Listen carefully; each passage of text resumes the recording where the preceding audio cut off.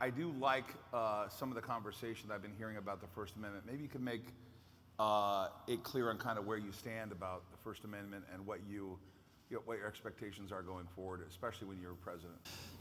We were actually following the trucker strike. We had a reporter, Children's Health Defense, embedded with the truckers, and they started out in Alberta and British Columbia and came across Canada.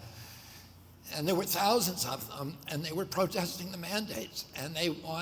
But it was a very peaceful protest. If you look at the films, it was like Woodstock. People were picking up garbage. They were making sure everybody had water.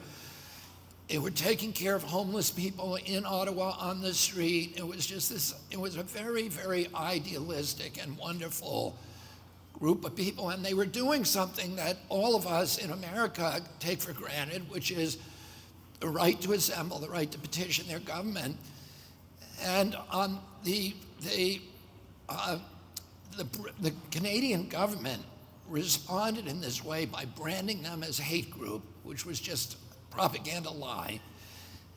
And then they used AI, they used facial recognition systems, they used surveillance tools and cameras to find the identity of the truckers, to find through their license plates for their trucks, et cetera, and they shut off all their bank accounts.